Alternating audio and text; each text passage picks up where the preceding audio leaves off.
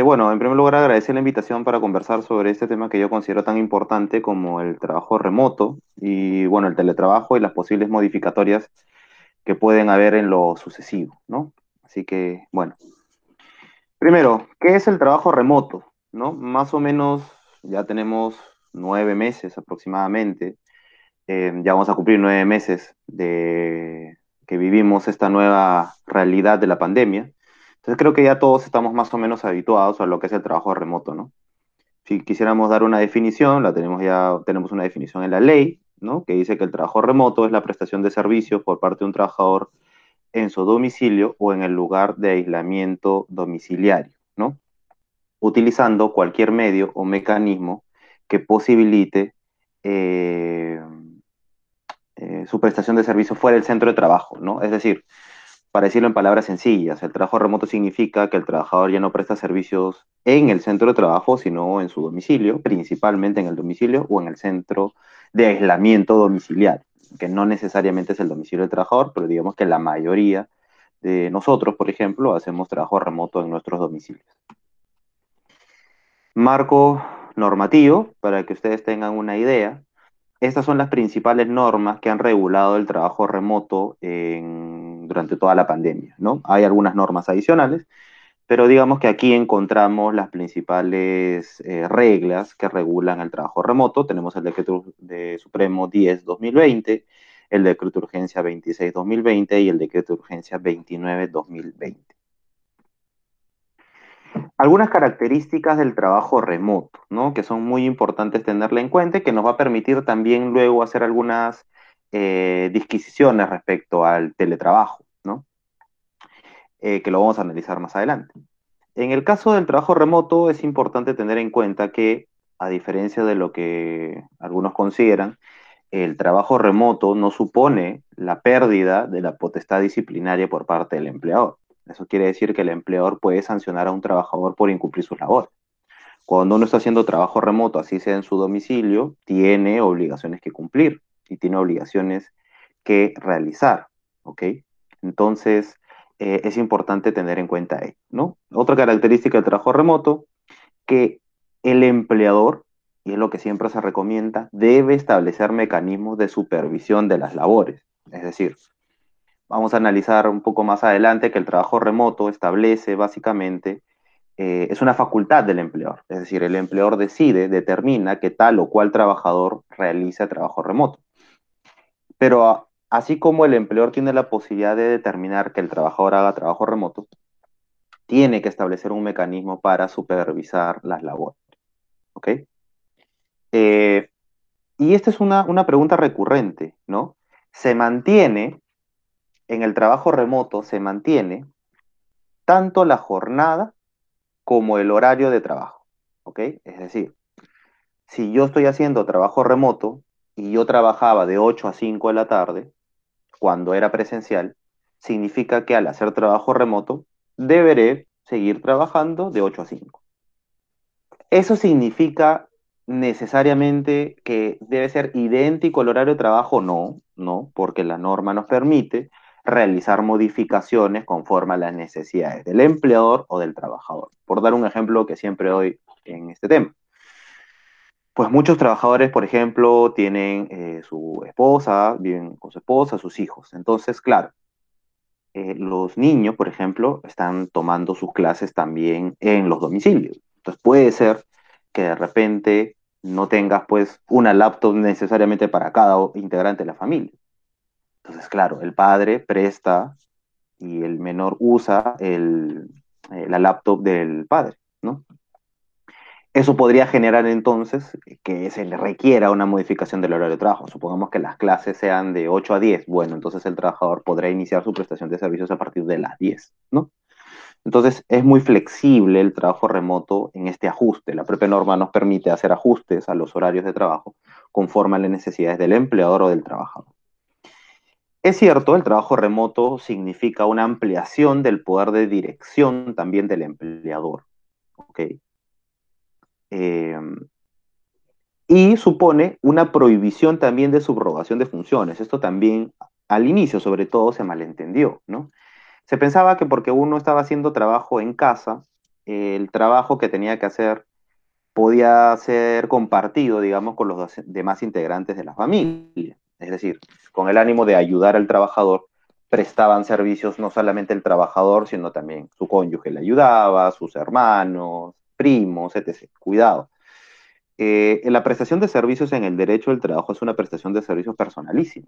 Entonces, hay una prohibición casi inherente a una subrogación de funciones. Es el trabajador el que debe realizar las funciones, porque es además el trabajador el que responderá por la corrección o no de las funciones que ha cumplido, ¿no? Claro, el trabajador no puede decir, no, hice esto, mandé esta carta o hice esta llamada, pero no fui yo, sino fue mi hermano ayudándome, ¿no? Eso no se puede hacer, hay una prohibición de subrogación de funciones. Esto es importante, hay una compensación opcional de los gastos, ¿no? A diferencia del teletrabajo, como lo vamos a ver, y ese es el estado de cosas hasta hoy, el empleador no tiene la obligación de solventar o de entregar necesariamente las herramientas. Es decir, por ejemplo, si un trabajador tiene su propia laptop, puede hacer trabajo remoto con su propia laptop. Claro, el caso interesante de analizar es qué pasa si el trabajador no tiene laptop, no tiene internet, y en ese caso el empleador decide que ese trabajador haga trabajo remoto. ¿Tendrá el trabajador que comprarse una laptop? Ahí, obviamente, me parece que la manera correcta de entender la regla de no compensación es no tener, la regla establece que el empleador no debe contraprestar, es decir, pagar porque el trabajador preste las herramientas de trabajo. Pero si no las tiene, es evidente que quien tiene que proporcionarlas es el empleador y no el trabajador. Si tiene la laptop y tiene internet en casa, bueno, puede usarlo, ¿no? Y eso no significa, no genera una obligación en el empleador en pagar una contraprestación, a diferencia del teletrabajo. Y el teletrabajo también es aplicable a las modalidades formativas de trabajo, a los practicantes, pre o profesionales, a los pasantes, etc., ¿no? Es una medida excepcional, yo ya no le llamaría una medida tan excepcional, la vida cuenta que creo que en estos 9 meses muchos empleadores se han dado cuenta, y soy testigo de eso, de que muchos de los cargos y de las labores que realizaban en la empresa podían ser prestados perfectamente a través de un trabajo fuera del centro de trabajo, ¿no? Solo por dar un ejemplo muy sencillo, los abogados, ¿no? La labor legal es perfectamente compatible con trabajo remoto. No necesitas estar trasladándote a la oficina, salvo casos muy puntuales, para realizar trabajo remoto, ¿no? Entonces creo que esta excepcionalidad es excepcional todavía el trabajo remoto porque no tenemos una regulación que nos permita establecer o decir que el trabajo remoto va a continuar de aquí a 10 años. Todavía no la tenemos.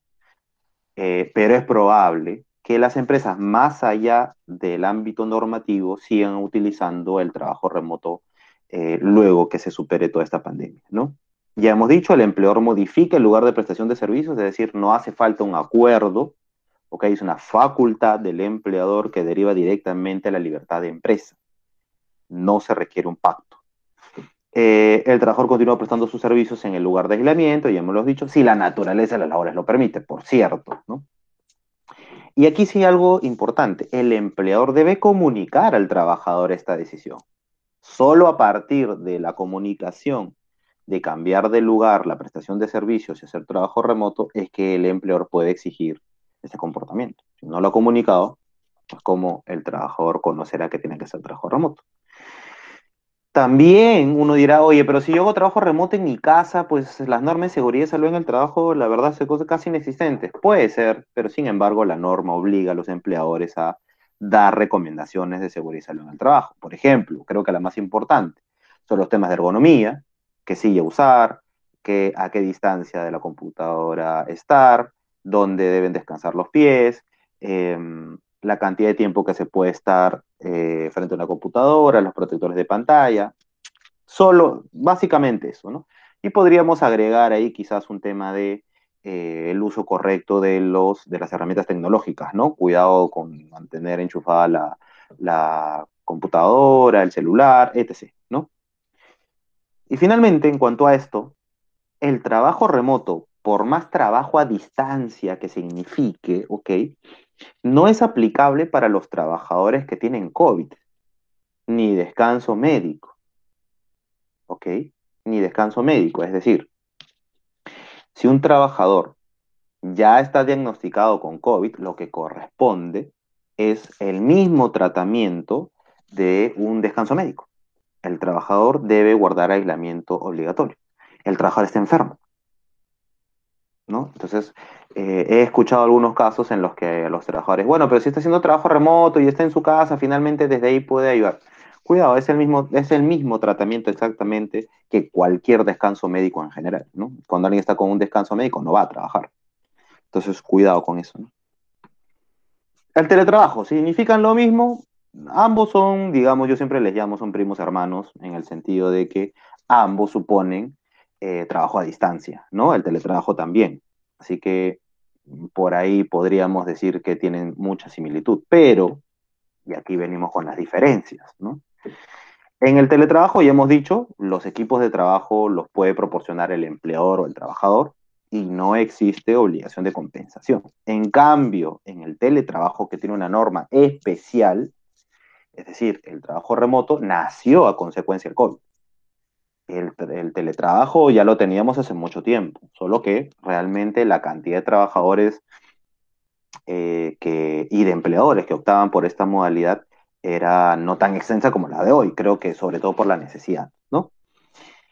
En el teletrabajo sí hay una obligación de compensar tanto los equipos o los gastos por todo lo vinculado a los equipos, ¿no? Digamos, el gasto del internet, de la luz, etc., ¿no? En cambio, en el trabajo remoto no.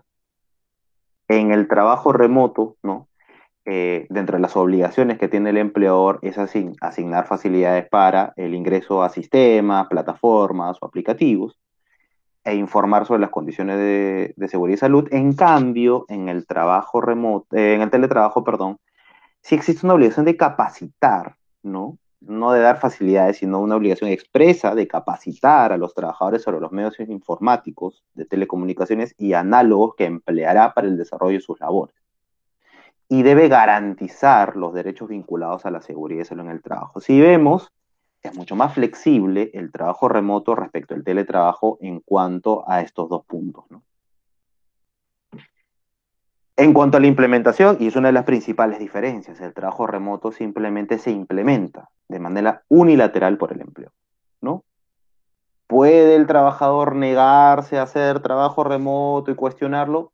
En realidad es insisto, es una facultad del empleador y en este sentido, tengamos en cuenta que si el empleador emite una orden legítima y razonable y conforme al ordenamiento, el empleado tiene la obligación de la subordinación. Entonces tendría que ejecutar su prestación de servicios a través del trabajo remoto. En cambio, el teletrabajo sí requiere un acuerdo, porque hay un acuerdo de implementación por escrito y donde se pactan además determinadas condiciones de contratación específicas, ¿no?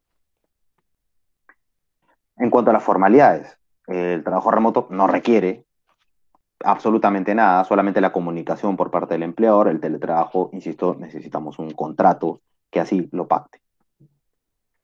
Vigencia. Bueno, en el sector público ya se estableció que el trabajo remoto va a ser hasta julio del 2021. Y en el sector privado se ha extendido su duración, dice las normas que mencionamos al inicio, será la que dura la emergencia sanitaria. La emergencia sanitaria continúa, continuará seguramente durante el primer trimestre del otro año. Esto podría cambiar según la eficacia y la cantidad de personas que puedan vacunarse en el Perú vaya incrementándose, pero por el momento tiene una extensión limitada al trabajo remoto. Insisto, más allá de que los empleadores hayan podido adaptarse al trabajo remoto, ¿no? Y el teletrabajo simplemente no tiene una vigencia determinada. El teletrabajo puede durar o durará lo que las partes así lo establezcan. En cuanto a la seguridad y salud en el trabajo, si bien la empresa debe capacitar respecto a la seguridad y salud, la obligación de su cumplimiento solo recae en el trabajador. En cambio, en el teletrabajo, el empleador es el que garantiza el cumplimiento de las normas de seguridad y salud en el trabajo. Fíjense cómo hay una flexibilización también en cuanto a las normas de seguridad y salud en el trabajo del trabajo remoto versus el teletrabajo. Y aquí hay una pregunta que siempre nos hacemos, ¿no? Oye, ¿se pueden cometer faltas graves? O sea, un trabajador puede cometer faltas graves dentro del trabajo remoto, del teletrabajo. Bueno, yo tengo un artículo que escribí por ahí hace poco, pero quisiera resumir un poco esa posición. La respuesta claramente es que sí, ¿no?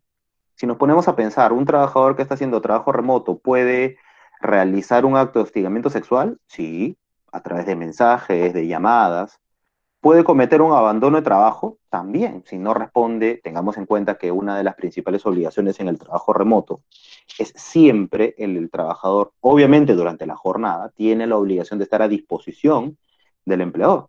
Es decir, su jefe, por ejemplo, puede llamar a un trabajador a las 4 de la tarde y el trabajador tendrá que estar atento a esa llamada.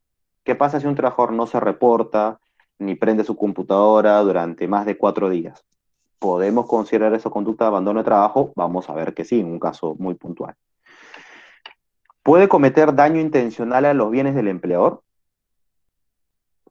¿Qué pasa si un trabajador malogra, se entiende, a propósito, la laptop que le había otorgado el empleador? Bueno, eso es una falta grave. ¿Un trabajador durante el trabajo remoto puede cometer un enfaltamiento grave de palabra verbal o escrita? Claro, por teléfono, a través de WhatsApp, a través de las redes sociales, etc. Entonces, es más, se está viendo esto, ¿no? El incremento desmesurado de las redes sociales ha generado, diría yo, un ejercicio poco razonado sobre la libertad de expresión y algunas veces, lamentablemente, algunos trabajadores expresan sus críticas de forma, digamos, inadecuada en las redes sociales. Entonces, claro, un empleador que ve que su trabajador insulta a su jefe, por ejemplo, en el Twitter o en el Facebook o en Instagram, ¿puede sancionarlo? Por supuesto que sí. De hecho, ya hay varios casos que han sido resueltos por la Corte Suprema. ¿Puede haber una utilización indebida de bienes del empleador? Cuidado, no, cuidado. La norma laboral establece que, por ejemplo, si un trabajador utiliza la computadora de la empresa indebidamente o el correo corporativo de la empresa indebidamente, eso puede ser sancionado. Pero ¿podrá el empleador despedir a un trabajador cuando quien puso la computadora para el trabajo remoto la computadora es de propiedad del propio trabajador? Para mí me parece que ahí hay un problema de legalidad, porque no se cumple exactamente con el supuesto hecho previsto en la ley. Así que cuidado, empleadores que no estén dando las herramientas de trabajo a sus trabajadores podrán ahorrarse en el costo de la laptop, sí, seguramente. Pero lo que haga el trabajador con esa laptop será única y exclusivamente responsabilidad del trabajador, pero no podremos decir que ha utilizado indebidamente la computadora, porque no es nuestra. Y también puede incumplir sus obligaciones. Supongamos, un trabajador, básicamente las obligaciones que tiene de trabajo remoto, hay muchas, pero básicamente hay que reportar, ¿no?, la producción, lo que ha hecho, los informes, llamadas, etc., avances. Entonces, claro, si alguien no cumple con estos presupuestos, entonces está incumpliendo sus obligaciones y podría ser sancionado, ¿no? Acá hay un caso muy rápido, se los cuento. Es una sentencia de la Corte Suprema de Costa Rica. Para quienes no sepan, la Corte Suprema de Costa Rica es una de las más prestigiosas a nivel de Latinoamérica y Centroamérica también, o sea, es de Hispanoamérica en general, es un referente en general entre nosotros. ¿Y qué pasó? Se trataba de un señor que trabajaba en sistemas, ¿no? Era una empresa que se encargaba de dar soporte técnico a grandes transnacionales, ¿no? Supongamos, no sé, yo trabajaba por dar un ejemplo, en Apple, ¿no? Y tenía un problema de soporte técnico. ¿A quién llamaba? Al trabajador de esta empresa que se encargaba específicamente de dar soporte técnico. ¿Qué pasó? Este señor no prendió su computadora durante muchísimos días, ni atendió llamadas, ni respondió. Y bueno, ¿qué hizo el empleador? Lo despidió por abandono de trabajo. Entonces lo que responde la Corte Suprema de Costa Rica es, ¿se puede cometer la falta grave de abandono de trabajo haciendo trabajo? Bueno, en ese caso era teletrabajo, ¿no? Teletrabajo. Y la respuesta que dicen que sí es porque, lo he resaltado en negritas, dejó de atender sus labores deliberadamente, ¿no? el trabajador tenía responsabilidades directas con los clientes y afectando la imagen de la misma, dejó de atender sus labores, incurriendo en verdaderas ausencias, claro. Porque uno se pone a pensar, abandono de trabajo es no ir al centro de trabajo, pero en el teletrabajo y en el trabajo remoto, el centro de trabajo se ha trasladado al propio domicilio, ¿no? Entonces uno diría, pero el señor ha abandonado el trabajo, pero si está en su propio domicilio, no se ha ido del domicilio. Ah, cuidado, porque se entiende que es ir al centro de trabajo, pero estar prestando los servicios, ¿ok? Entonces, si esta persona no contestó llamadas y no hizo las labores que le correspondían durante muchos días, se pueden considerar como verdaderas ausencias. Alternativas al trabajo remoto y al del teletrabajo también, bueno, otorgar vacaciones, ¿no? ¿Qué alternativas existen antes de aplicar el trabajo remoto, ¿no? Es decir, para aquellos trabajadores que, digamos, no puedan realizar trabajo remoto, básicamente, bueno, la legislación nos da algunas opciones, como otorgar vacaciones, otorgar una licencia con goce que es compensable. O sea, el trabajo remoto y el teletrabajo deberán ser utilizados en la mayor medida de lo posible, sobre todo el trabajo remoto, ¿no? Por la flexibilidad y las facilidades que nos da como empleadores. Pero hay muchísimos puestos de trabajo que no permiten hacer trabajo remoto. Y supongamos que estos trabajadores podrían hacer trabajo presencial, como ya la gran mayoría lo está haciendo, pero supongamos que son trabajadores de grupo de riesgo. Ah, bueno, en ese caso no pueden hacer trabajo presencial. ¿Qué nos dice la ley? Las opciones que tenemos son básicamente otorgar vacaciones, otorgar licencias con goce, que es uno de los grandes problemas de los empleadores, porque ya vienen dando licencias con goce hace 9 meses. Entonces yo la vez pasada hicimos un cálculo, ¿cuánto demorará un trabajador haciendo 3 horas extras diarias para devolver todas las horas que adeuda a un empleador? Más de 2 años haciendo 3 horas extras diarias. Entonces, este es algo preocupante y que debería merecer la atención del Congreso y del gobierno en general, ¿no? También se pueden compensar horas extras, supongamos que usted tiene un trabajador al que sabe a ciencia cierta que usted le debe muchísimas horas extras. Bueno, si este trabajador está con licencia con goce, pues puede compensar, es decir, yo te debo 400 horas extras y tú me debes a mí 400 horas de los días que tienes de licencia con goce. Compensamos y ya se extingue la obligación entre ambos, ¿no? Para el otorgamiento de vacaciones, hay con acuerdo y sin acuerdo. En caso de, para que sea necesario el acuerdo, tiene que ser el fraccionamiento de vacaciones, el adelanto de vacaciones y vacaciones pendientes requieren acuerdo. ¿Qué no requiere acuerdo? Es decir, ¿qué cosa puede el empleador decidir respecto a las vacaciones? El otorgamiento de los 30 días. Esta es una facultad de siempre, ¿no? El empleador siempre ha podido establecer la fecha y la oportunidad de goce de las vacaciones de los trabajadores. Eso se mantiene, entonces si usted desea mandar a su trabajador de vacaciones, lo puede hacer siempre y cuando sean los 30 días. Si lo quiere mandar por menos días, está fraccionando las vacaciones y el fraccionamiento sí requiere legalmente acuerdo, ¿no? Bueno, esto es un poco más de lo que estábamos mencionando. Hay trabajadores de empresas que no están permitidas o no fueron permitidas de operar durante el estado de emergencia nacional. Básicamente recogemos lo mismo, ¿no? Vamos a avanzar para... ¿no? Cuidado con los trabajadores con discapacidad, ¿no?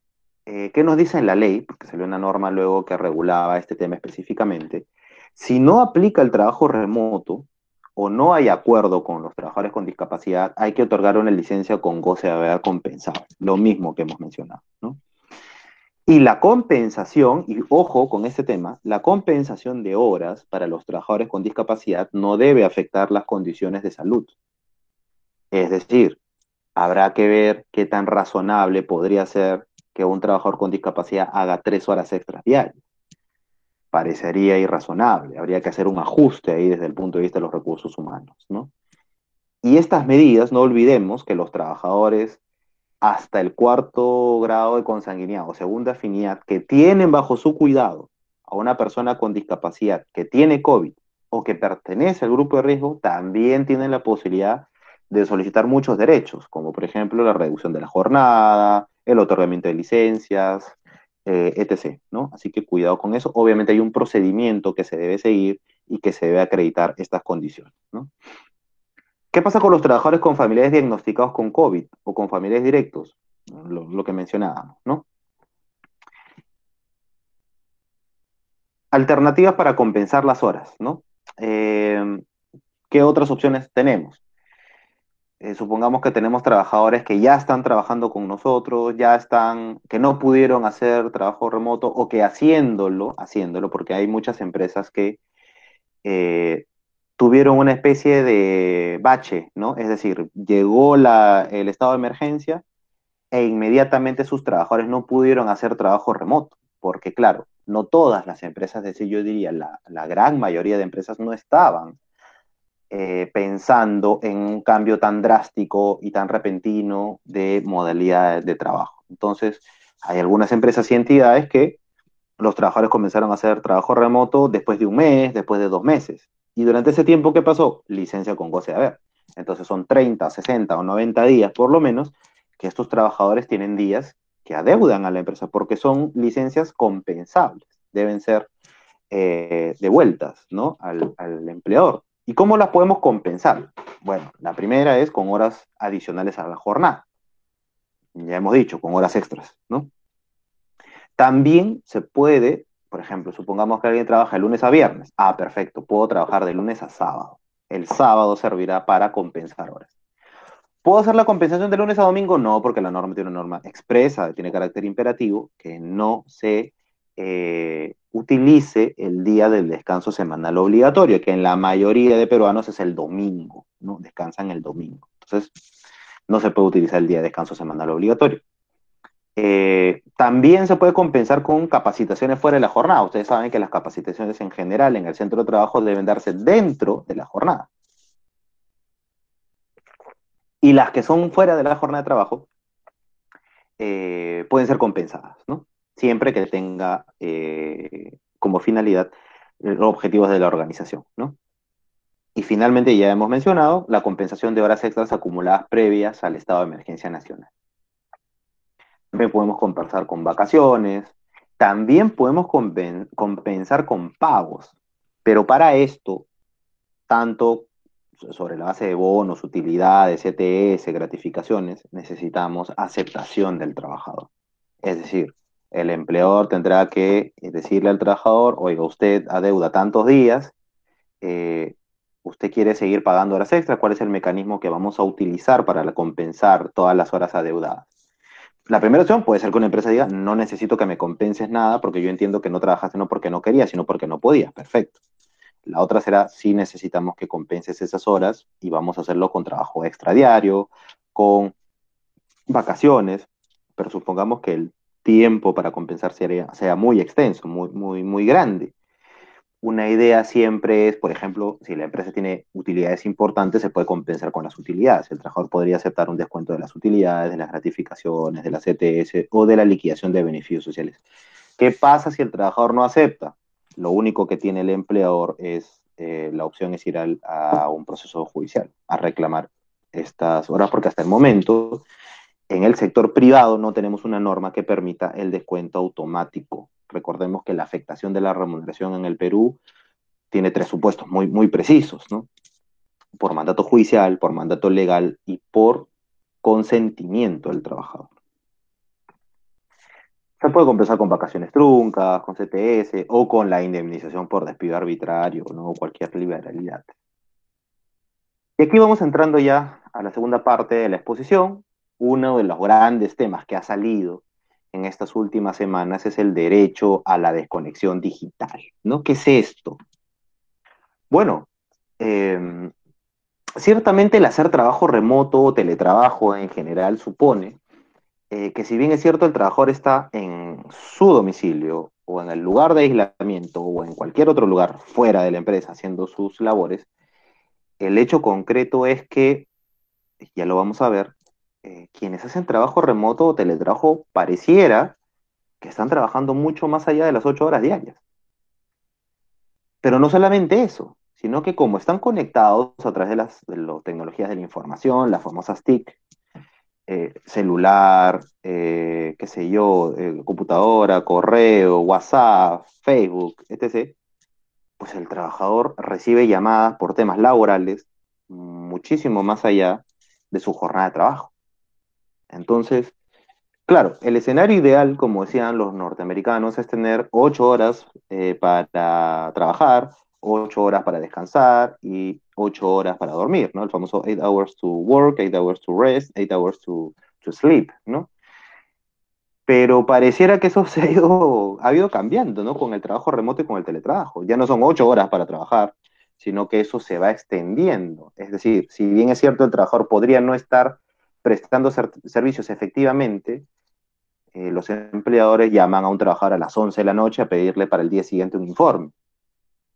Entonces, no hay realmente una desconexión, un apartamiento efectivo respecto al centro de trabajo. Que sí parecía ocurrir en el trabajo físico, porque a ver, yo estoy trabajando en la empresa, me voy de la empresa, marco mi salida y ya no me ven hasta el día siguiente. En cambio, en el trabajo remoto y en el teletrabajo pareciera que como nos acostumbramos a siempre estar a disposición, utilizando un término de la OIT, a disposición o al llamado, esperando el llamado del empleador, pareciera pues que siempre estamos trabajando. Y eso no es saludable, no es saludable para nadie, porque todos tenemos, además de la posibilidad de trabajar, también tenemos otras obligaciones, tenemos y también otros derechos, ¿no? Al libre desenvolvimiento de la personalidad, a la dignidad, tenemos derecho a ser hijos, padres, hermanos, primos, o simplemente no querer hacer nada, ¿no? Alejarnos del trabajo. Entonces nace el derecho a la desconexión digital. Justamente, como estaba resaltado ahí, es el derecho que tienen los trabajadores a no desarrollar actividades fuera de la jornada, ni a ser contactados, y ahí viene la novedad, por el empleador o sus representantes a través de las nuevas tecnologías de la información. Sin que su actitud negativa, es decir, no contesto el teléfono a las 10 de la noche, por dar un ejemplo. No solamente es que tienes el derecho a no contestar el teléfono a esas altas horas de la noche, sino que además, por hacer eso, no puede ser sancionado. Ese es el derecho a la desconexión digital. Ejemplos de digitalización los tenemos, redes sociales, correos institucionales, GPS, ¿no? Videollamadas, aplicativos empresariales, llamadas instantáneas, entre otros.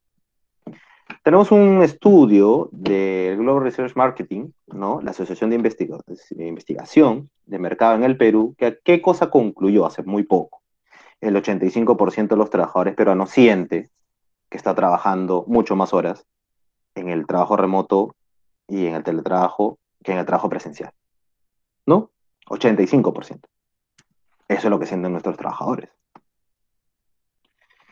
¿Por qué se emitió el decreto de urgencia 127 que regula el derecho a la desconexión digital? Justamente estas estadísticas pues son alarmantes, ¿no? Quedó en evidencia cómo la jornada de trabajo no se cumplía correctamente, ¿no?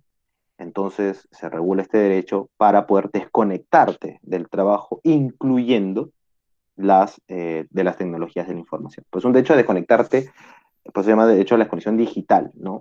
Puedo yo no estar frente a la computadora quizás, puedo estar en mi cama viendo televisión, pero también tengo derecho a no contestar el teléfono, a no contestar una llamada de WhatsApp, etc., ¿no? ¿Cómo se reguló? Lo que nos dice, ahí había una diferenciación de la ley interesante, ¿no? Personal sujeto a fiscalización y personal no sujeto a fiscalización, esto ya lo sabemos de los recursos humanos, hay personal que sí está sujeto a fiscalización y los que no están sujetos a fiscalización inmediata. La gran mayoría de trabajadores no está sujeto a fiscalización inmediata. Perdón, está sujeto a fiscalización inmediata, ¿no? Son los menos los que no están sujetos a fiscalización. ¿Qué dice la norma? Que si estás sujetos a fiscalización, tienes derecho a desconectarte al término de la jornada. Es decir, hay una desconexión diaria, pero no nos olvidemos, no solo la desconexión diaria, también la desconexión en los días de descanso. Yo le llamo esto una desconexión semanal. Y también una desconexión anual, porque también incluye el periodo de vacaciones, es decir, durante tus vacaciones, tus domingos y luego del horario de trabajo, tienes derecho a esta desconexión digital, desconexión digital. Si eres personal no sujeto a fiscalización, ¿no? Por ejemplo, pensemos en un gerente por definición, no sujeto a fiscalización inmediata, se regula de otra manera, ¿no? La manera de verificar la desconexión es que lo que debo otorgarte es por lo menos 12 horas continuas de desconexión dentro de cada 24 horas, ¿no? Además de los periodos de licencia o vacaciones, que eso sí se mantiene. Y el incumplimiento del derecho a la desconexión digital, ¿qué problemas nos puede traer como empleadores? Pues primero, el trabajador se puede considerar hostilizado. Si un trabajador está recibiendo todos los días llamadas a las 10 de la noche para dejarle trabajo al día siguiente a las 8 de la mañana, este trabajador puede considerar que esto viola su dignidad.